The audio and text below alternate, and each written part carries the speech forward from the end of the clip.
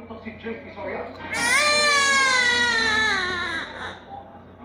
Ilang araw matapos sumpatan ang tawaging bastos ni US President Donald Trump si Ukrainian President Zelensky.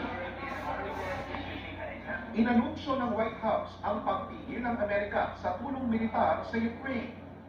Kahit tuloy ang pananakop rito ng Russia dahil unprecedented o bago ang pagkambyo ito sa policy ng Amerika sa Ukraine. Pangamba ng ilang foreign at defense experts na baka mangyari ito sa ibang tinutulungang kaalyado tulad ng Pilipinas.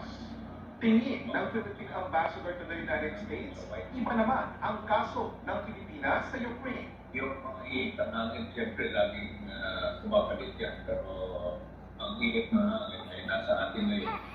Dahil importante para sa ating bayan, sa Amerika, para sa may bayan na kapayapa dito sa ating area na hindi pwedeng isang bayan na pwede mag-dominate. Sa gitna niya, posible niya magpagkita si Pangulong Bongbong Marcos kay Trump sa pagitan ng Abril o Mayo.